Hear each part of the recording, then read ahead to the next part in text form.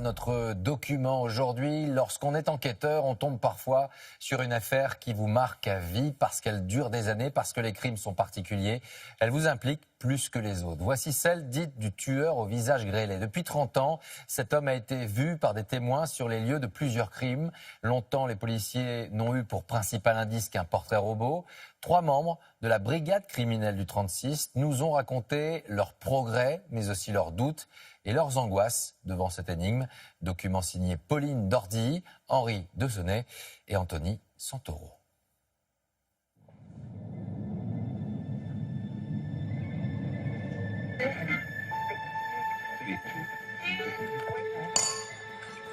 Cécile a 11 ans.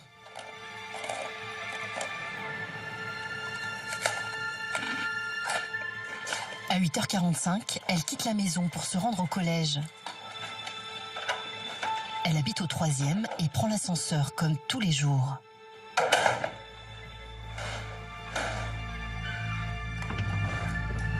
Personne ne la reverra vivante.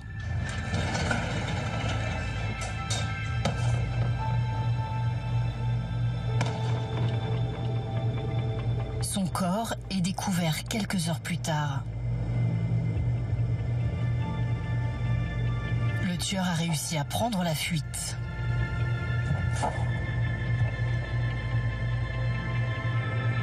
Parmi les policiers qui ont enquêté sur ce meurtre, l'un d'eux a été particulièrement marqué par Cécile Bloch. Il était l'un des tout premiers sur la scène du crime. Les meurtres d'enfants, c'est quelque chose qui marque tous les enquêteurs. On se sent mal. Malgré les années, il n'a jamais réussi à oublier. C'est véritablement le prédateur. C'est pas la pulsion, C'est quoi. pas la pulsion, j'agresse, je tue, etc. Là, c'est quelqu'un qui attendait. C'était le chasseur qui attendait son gibier. Le prédateur. Les enquêteurs ont dressé ce portrait robot du tueur de Cécile. Un visage d'ange. À la peau grêlée. Un tueur en série qui court toujours aujourd'hui. Sa traque obsède tous ceux qui tentent de percer le mystère.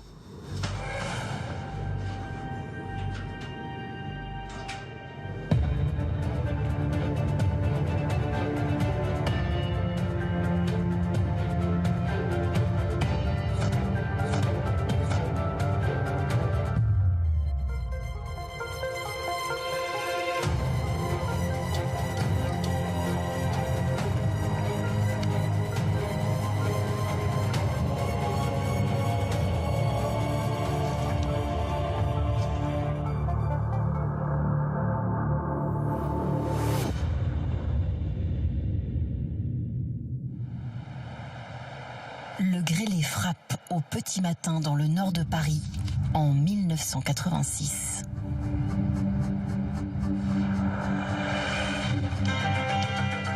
Cécile habitait au 3e étage du 116 avec ses parents.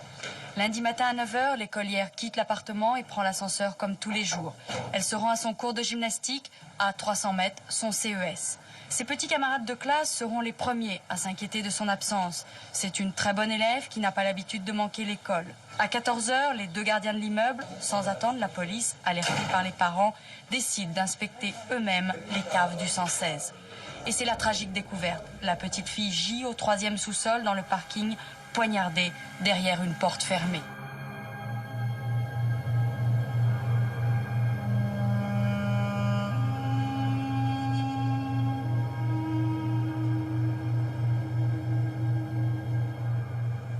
La petite, on la voit quasiment pas. Il y a un bras qui dépasse.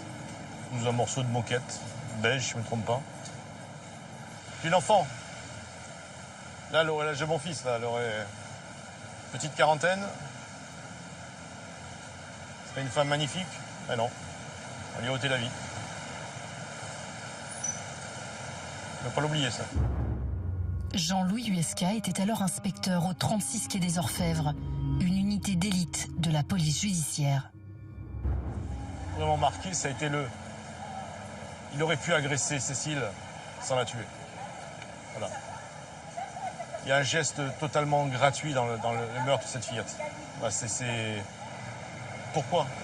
Pourquoi ?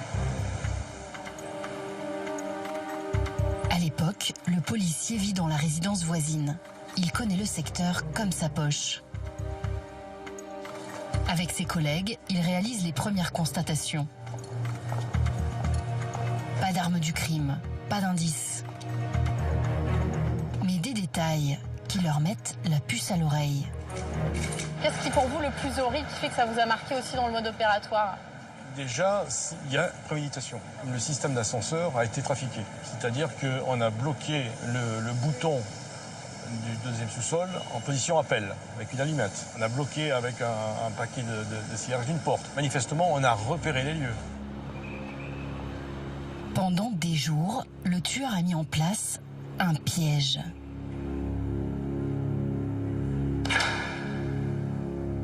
Il a cassé un des deux ascenseurs de l'immeuble et bloqué l'autre pour qu'il descende automatiquement au sous-sol, dont il a laissé la porte ouverte.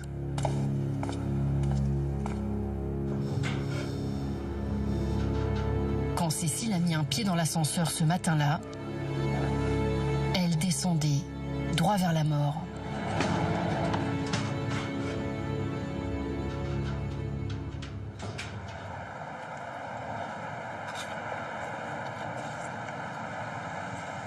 Luc Richard est le grand frère de Cécile. Une partie de moi est partie avec Cécile. J'aimerais comprendre aussi quand même ce qui s'est passé. Il est aussi un témoin clé de l'enquête.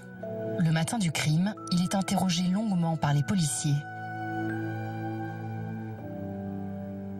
Très très vite, ils m'ont amené à faire un effort de souvenir pour savoir ce qui aurait pu clocher ce matin-là. On m'a posé la question, il m'a bien fallu un quart d'heure avant que je me souvienne qu'il y avait quelqu'un dans l'ascenseur.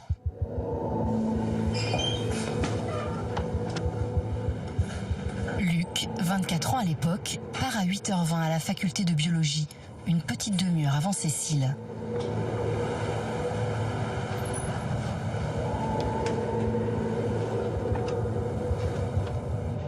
Lorsqu'il pénètre dans la cabine, un homme d'une vingtaine d'années s'y trouve déjà. Ce dont je me souviens, c'est qu'il m'a dit « Passez une très bonne journée ». Il était un peu plus grand que moi, de corpulence plus athlétique, et plus fort que moi. Il avait un visage tout à fait standard, commun, sans traits caricatural, et sur ce visage tout à fait commun, standard, un peu aux normes, il avait quelque chose sur la joue. Aidé par les policiers, il dresse le portrait robot de l'homme.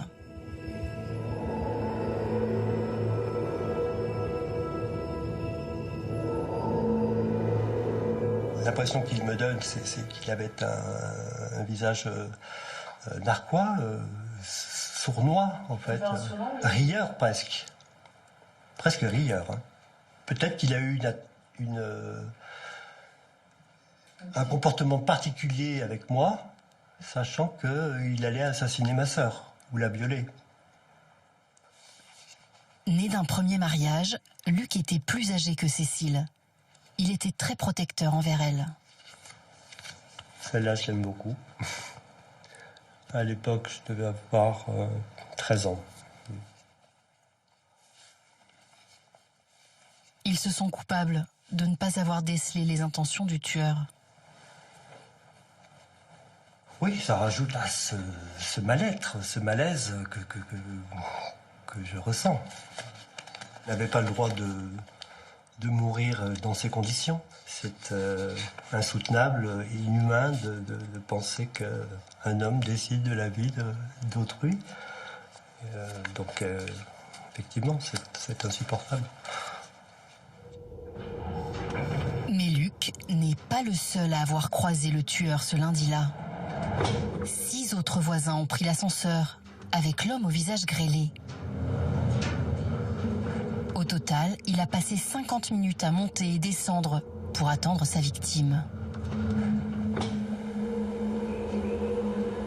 Munis du portrait robot, les enquêteurs ratissent le quartier, le 19e arrondissement.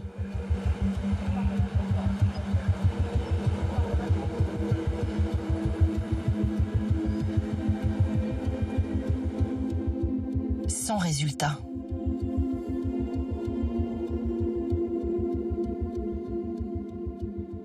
Vous êtes beaucoup centré sur le portrait robot au début? On avait que ça. On avait que ça. Là, il n'y a eu aucune empreinte digitale? Rien, que ce soit à l'intérieur, que ce soit... Alors, je conçois sur l'ascenseur, je conçois sur les poignées de porte, etc. Bon, il y a beaucoup de monde qui passe, c'est sûr, mais rien d'exploitable. Sur la scène du crime, les enquêteurs découvrent les cordelettes qui ont servi à attacher la petite fille et des traces de sang, celui de son agresseur.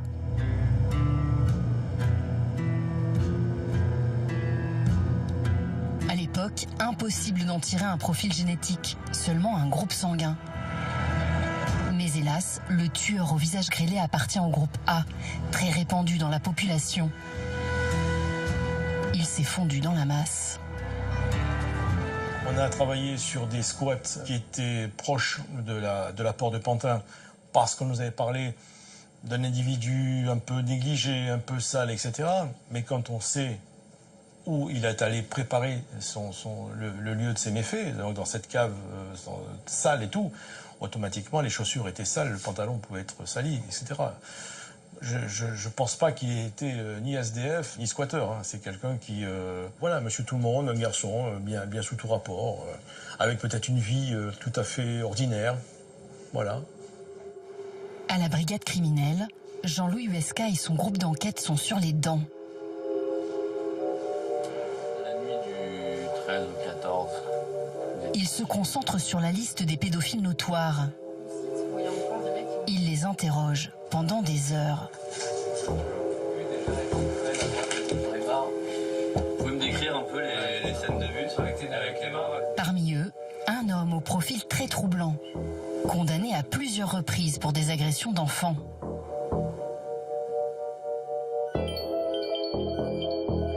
Habitué du quartier de Cécile, ce marginal a déjà dormi dans les sous-sols de sa résidence, là où le corps a été retrouvé.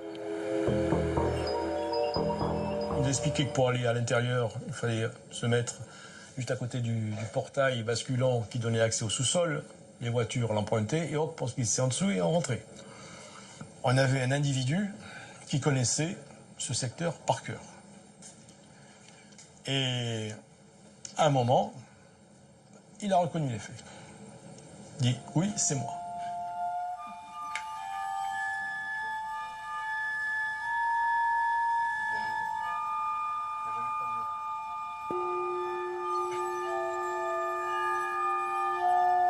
Mais à l'issue de la garde à vue, les expertises sanguines tombent. Le suspect ne correspond pas. Son groupe sanguin est différent de celui prélevé sur la scène du crime. L'homme est relâché. On y croyait et on n'y croit plus. C'est-à-dire qu'on repart à zéro avec le peu d'éléments que l'on avait.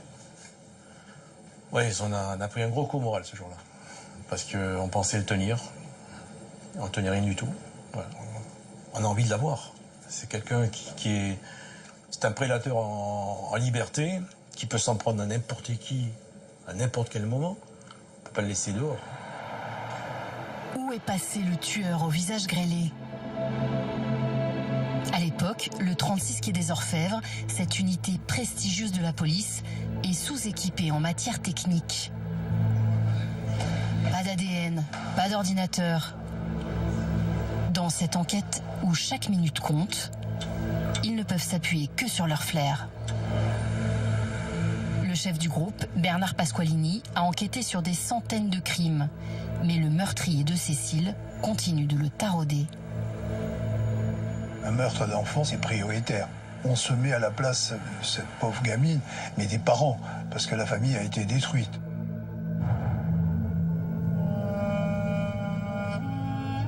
À l'époque, il est le chef du groupe d'enquête et il a une intuition. Le meurtrier n'est pas un débutant. Alors il contacte les autres services de police pour savoir s'ils ont dans leurs archives des agressions qui ressemblent à celles de Cécile. Et très rapidement, on s'est intéressé à une affaire qui remontait quelques semaines auparavant. C'était dans le 13e arrondissement, c'était la petite Sarah, agressée quasiment avec le même mode opératoire. Et quand il est parti, il pensait qu'elle était morte. Sarah avait 8 ans. Laissée pour morte, elle a survécu. Elle aussi décrit un agresseur à la peau irrégulière. Alors, le quartier n'est pas le même, mais c'est une fillette. L'utilisation d'un ascenseur qui est bloqué, ça se passe dans les sous-sols. Le signalement qu'elle donne se rapproche du meurtrier de Cécile. Donc, pour nous, cette affaire-là devenait très intéressante. Les 2 crimes ont eu lieu un lundi matin. Pourquoi ce type-là était venu un lundi matin à une heure de passage important? C'est le moment où les enfants vont à l'école, les gens partent au travail. C'est pas là qu'il sera le plus tranquille pour commettre son acte. Vous savez, quand on prend un dossier comme ça, c'est des rafales de questions qui se posent. Le tueur au visage grêlé a tendu le même piège à Sarah et à Cécile, à quelques semaines d'intervalle.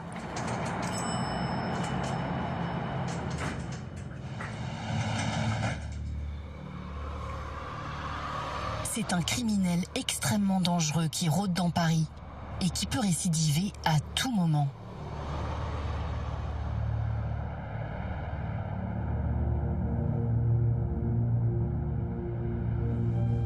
Les policiers du 36 écument la capitale à la recherche d'un témoignage.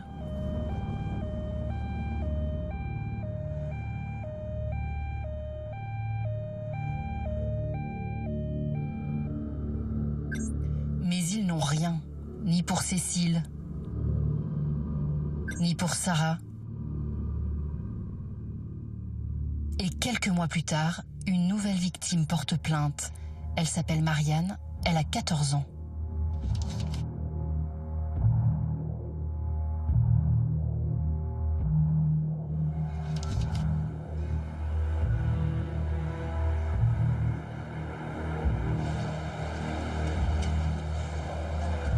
Marianne rentre du collège vers 13h.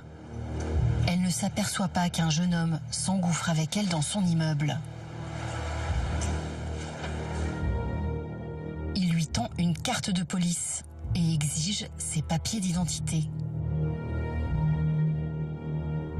Comme elle ne les a pas, il l'oblige à monter chez elle.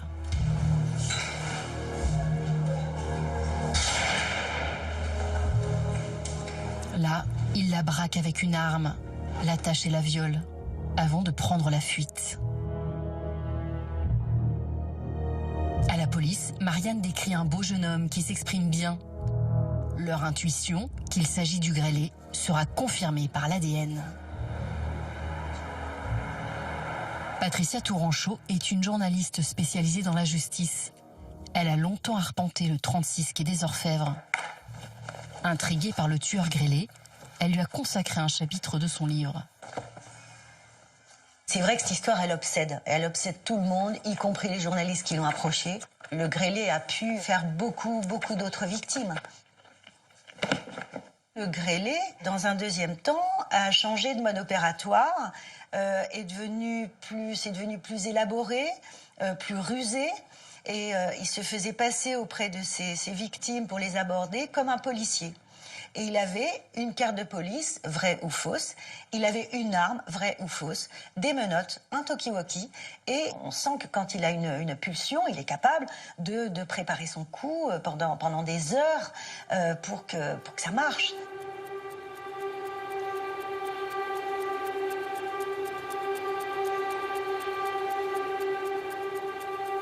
Le portrait robot élaboré par Marianne montre un type avec les yeux très cernés, beaucoup plus sombre et avec limite un menton en galoche, alors que le portrait robot du début, élaboré par le frère de Cécile Bloch, le montre plutôt premier communiant, avec la peau grêlée, la mèche sur le côté, beaucoup plus doux que celui de Marianne. Donc, comme c'est le même groupe d'enquêteurs, le même groupe Pasqualini qui enquête sur tous ces cas, Sarah, Cécile Bloch et Marianne fin 87, il ne se polarise plus sur un type à la peau abîmée parce que vraisemblablement il n'a pas tant que ça, quoi.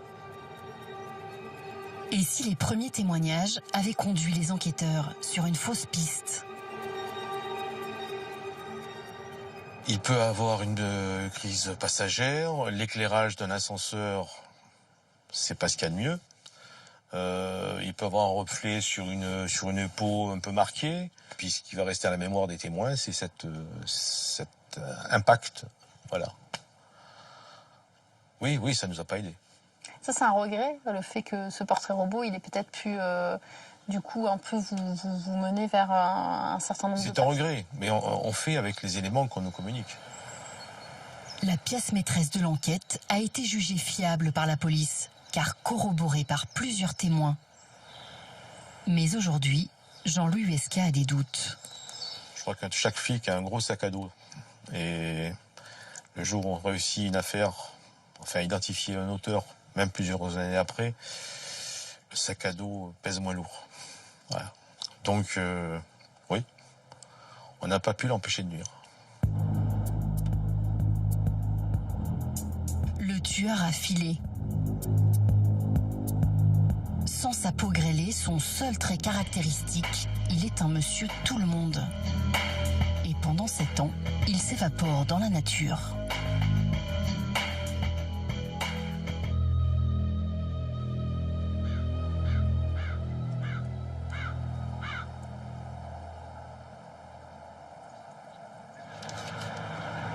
Mais le faux policier va soudain réapparaître dans l'Essonne, à 30 km de Paris. Un homme aborde Ingrid, 11 ans, alors qu'elle fait du vélo.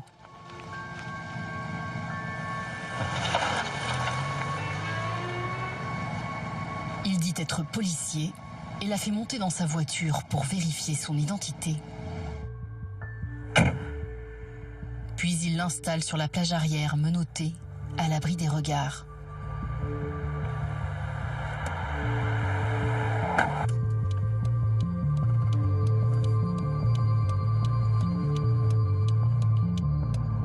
Ingrid est terrifiée.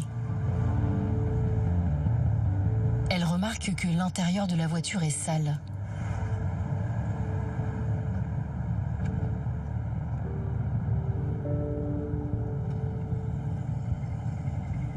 Elle distingue aussi les grosses mains de son agresseur et une petite peluche accrochée au rétroviseur.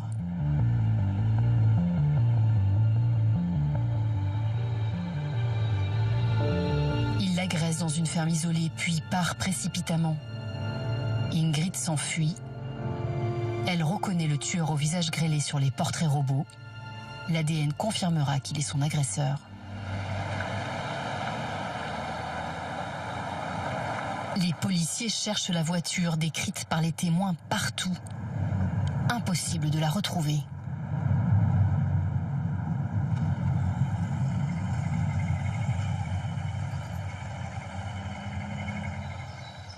Le faux policier a recommencé à agir en plein jour, au nez et à la barbe des enquêteurs chevronnés du 36 quai des Orfèvres.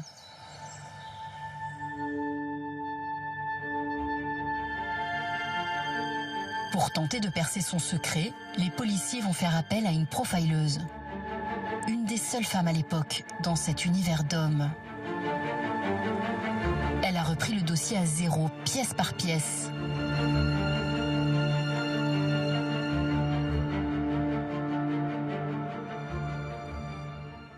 Alors, il y a une particularité, c'est qu'il est amené à attacher ses victimes. Mais il les attache, y compris celles qui sont toutes jeunes. Donc, il n'aurait pas besoin en soi de les attacher. Et pourtant, ça semble être important pour lui. Frédéric Balland a travaillé pendant 8 ans à la brigade criminelle.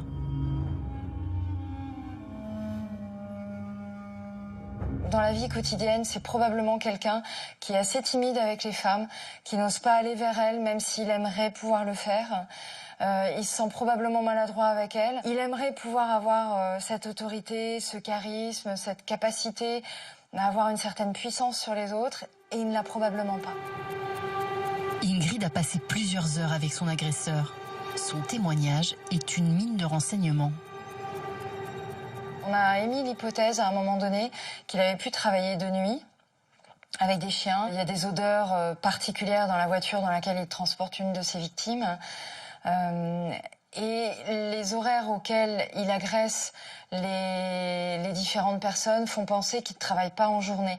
Ça peut correspondre avec le profil à quelqu'un qui travaille dans la sécurité, qui essaie justement d'avoir un peu cette autorité tout en étant finalement probablement pas policier. Pourquoi le criminel est-il insaisissable ?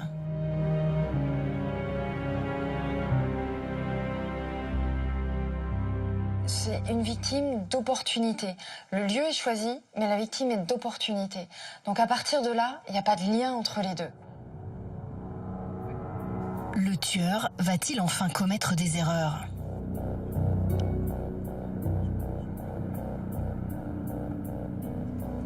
Dans les années 90, c'est le boom de la génétique.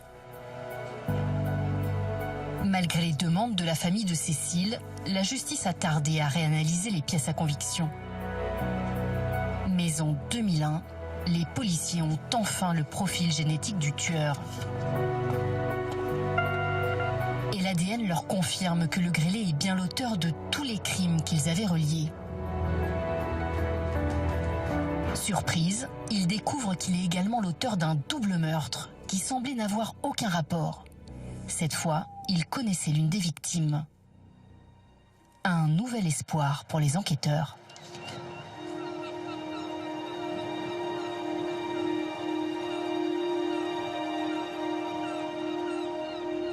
C'est l'inspecteur Alain Vasquez, lui aussi au 36 quai des Orfèvres, qui avait enquêté à l'époque.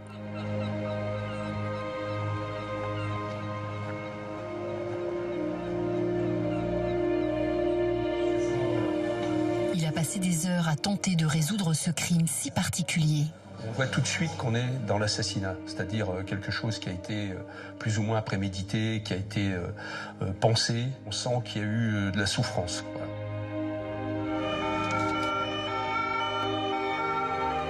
Le double meurtre a eu lieu à Paris dans le Marais en 1987.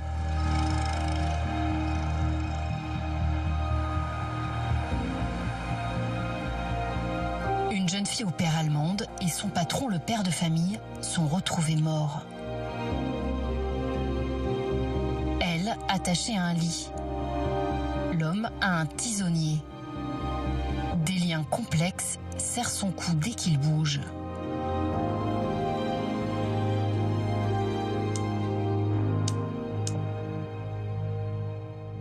Le sentiment que ça laisse, c'est qu'il a voulu qu'elle voie. Il ne voulait pas qu'elle soit, à la limite, la face contre terre. Il a voulu qu'elle réalise ce qui allait se passer. En 25 ans de criminel, Alain Vasquez n'avait jamais vu une telle mise en scène. On voit que les gens ont été maltraités, torturés, quoi. Enfin, en tous les cas, il y a de grandes chances pour qu'ils aient vu venir la mort. Le tueur n'a rien volé, si ce n'est 2 appareils photo anciens. Il a laissé un mégot, mais aucune empreinte digitale. Dans la salle de bain, il y a un gant qui supporte des traces de suie, hein, un gant de toilette. Et ça veut dire que voilà, l'auteur a essuyé vraisemblablement le tisonnier pour enlever ses empreintes. Les enquêteurs sont convaincus que le tueur connaissait au moins l'une des victimes et qu'il s'agit d'une vengeance.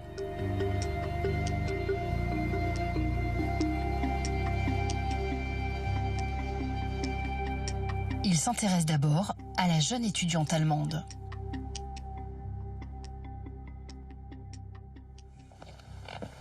La gardienne de l'immeuble raconte l'avoir vue se disputer avec un jeune homme le matin même.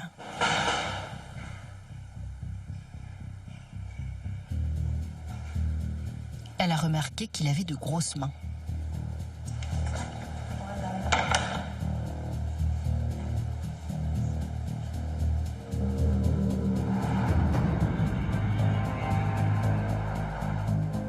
La veille, c'est une autre voisine qui l'a croisée dans un square avec la petite fille de la famille. Elle était avec le même homme. Une discussion animée. Elle a fini par lui donner les clés de son appartement. Je me souviens bien de cette voisine qui dit qu'est-ce qu'elle fait, cette jeune fille qui est bien avec ce type un peu crasseux, un peu bizarre. Voilà. Ça pourrait être un toxicomane, quelqu'un qui vit beaucoup dans la rue, hein, quelqu'un qui fréquente les squats. Voilà. Les gens, ils vous décrivent quoi exactement? Ils décrivent quelqu'un de pas très net. Les témoins réalisent ce portrait robot. Pour l'identifier, les enquêteurs plongent dans la vie de la jeune femme.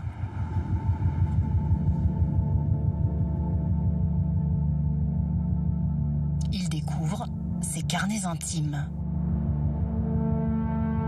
Jour après jour, l'étudiante y consigne le nom des hommes qu'elle fréquente depuis son arrivée à Paris.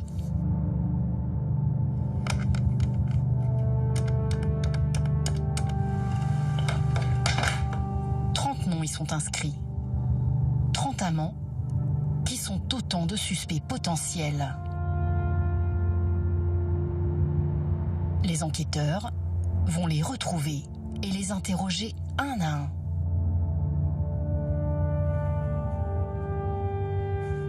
Parmi ceux-là, effectivement, il y en a un qui nous a tourmentés.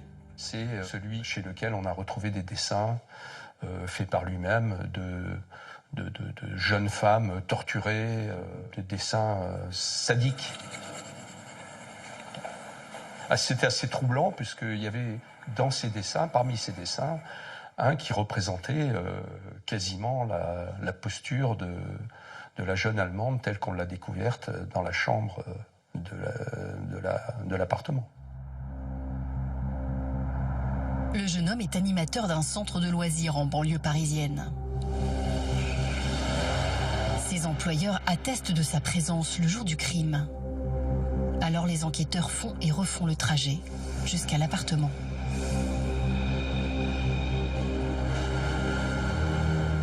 Le suspect n'a pas eu le temps de commettre le crime, son alibi est en béton. Les enquêteurs le relâchent. D'autres suspects sont mis hors de cause grâce à leur ADN.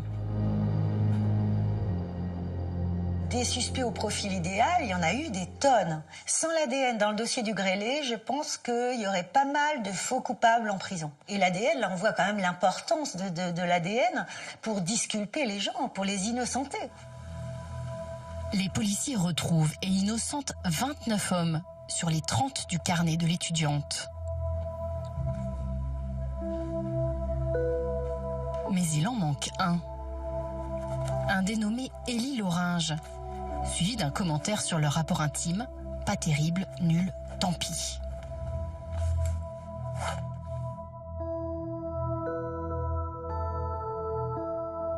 On avait identifié tout le monde, sauf cet Élie Loringe. Donc on restait sur l'interrogation, est-ce que c'est Élie Loringe?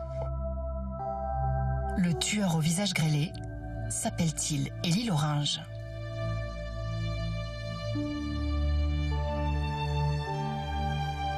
Élie Loringe, les policiers ont cherché, c'est un TOC parfait, c'est-à-dire c'est un faux nom qui n'existe même pas. En France, personne ne s'appelle Élie Loringe.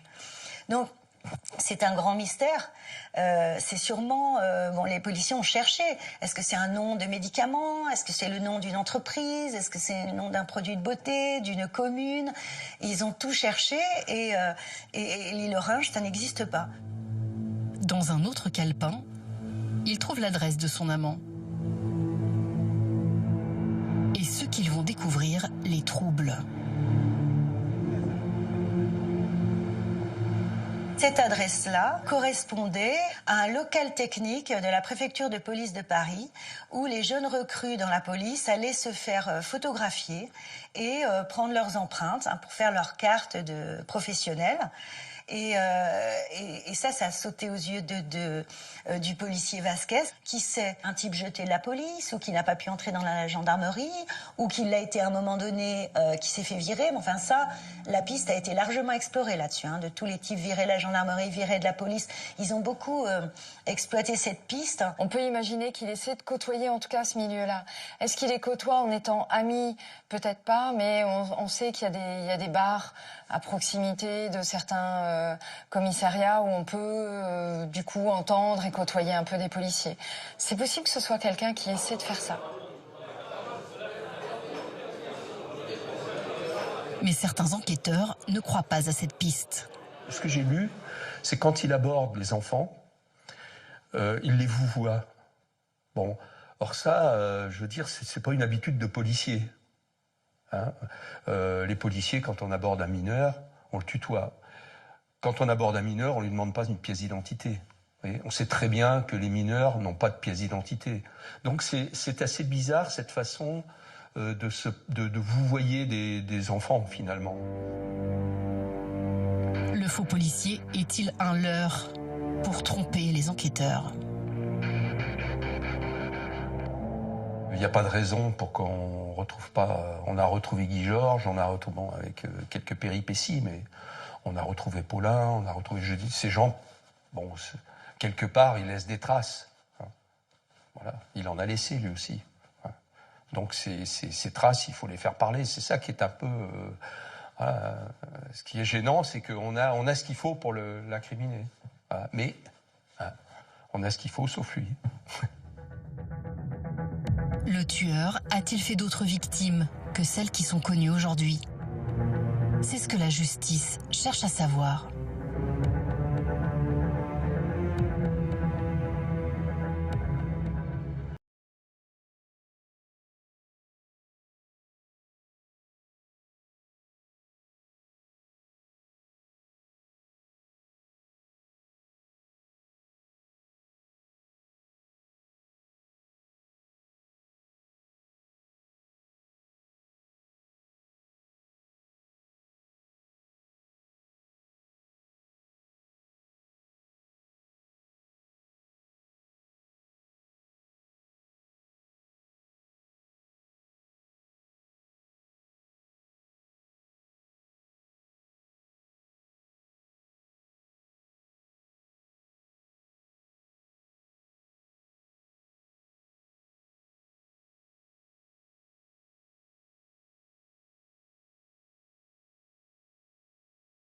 Son corps a été découvert ici en juillet 1994.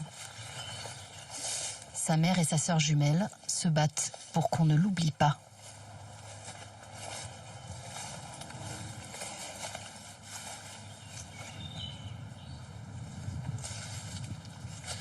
Voilà, c'est là où c'est que ma fille a été retrouvée. Donc ta sœur. Et puis, depuis 23 ans, elle est ici. Et on recherche toujours qui c'est qui a fait ça. Et on cherche toujours, oui. Ouais. Et puis, voilà. Mais c'est vrai que c'est très dur, c'est tout. Bon, là, je vais tenir le coup, je vais pas pleurer. Je vais essayer. Bah, tu pleures, maman, s'il faut, il n'y a pas de souci. Elle pleure, ça ira mieux après. Allez. Maman, je voudrais bien que ça s'arrête parce que j'en ai marre, je suis fatiguée.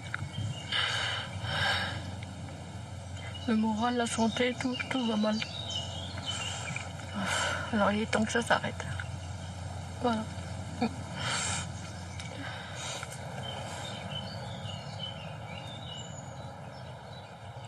La dernière image de votre sœur jumelle que vous gardez, c'est laquelle? Vous arrivez à garder l'image Oui, je me suis disputée avec elle avant qu'elle parte au lycée parce qu'elle m'a réveillée.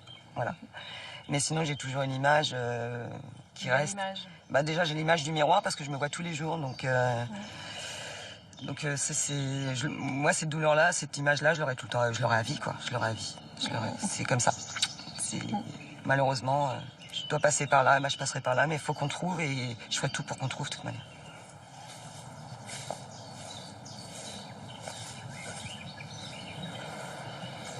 Karine a été découverte attachée, avec un bâton dans le dos. La méthode si particulière utilisée par le tueur au visage grêlé dans le double meurtre du Marais.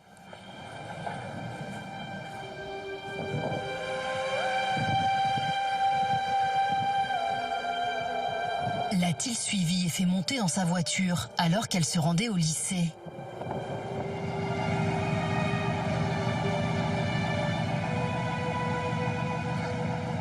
Lui a-t-il tendu une carte de policier pour l'intimider?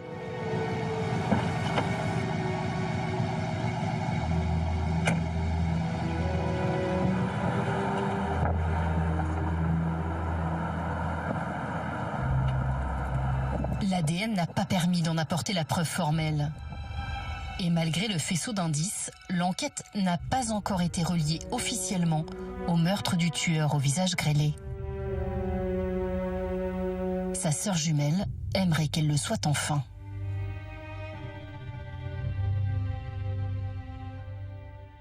Pour vous, c'est important que ce soit relié en tout cas aux autres crimes du grêlé. Bien sûr, oui. Vous attendez ça aujourd'hui, Oui. Qu'il soit effectué parce qu'il y a des éléments qui sont troublants. C'est troublant, oui, franchement c'est troublant. C'est troublant et on espère qu'ils vont y arriver, quoi.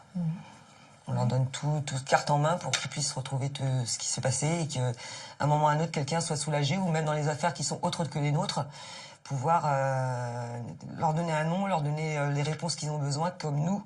Et même si c'est lui ou pas, on verra bien, quoi. Il faut arrêter cette personne-là, il faut faire quelque chose pour... faut que justice soit faite.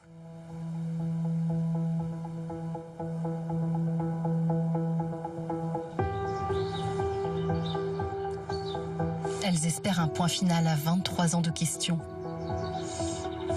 Pour qu'enfin, Karine repose en paix.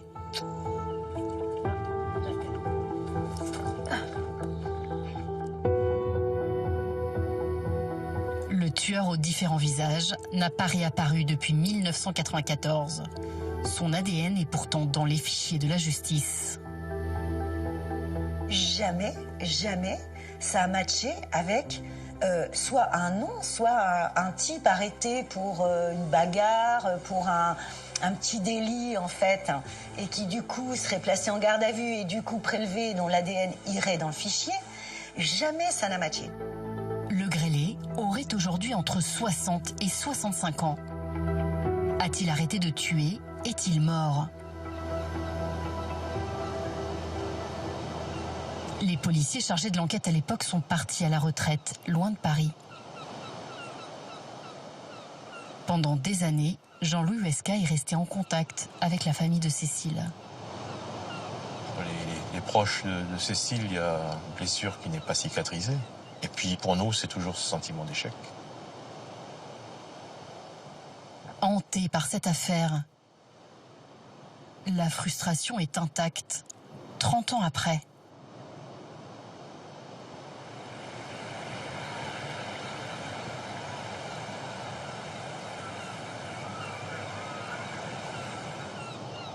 C'est quelque chose d'ancré dans la tête, dans le cœur.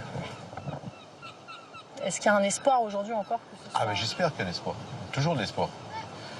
Je dis qu'on sache qui il est, ce qu'il est devenu, et puis qu'on le présente à la justice.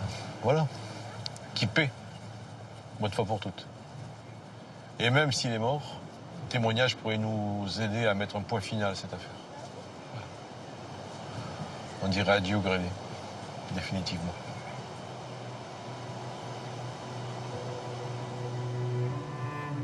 D'autres policiers ont pris la relève. L'enquête est toujours en cours.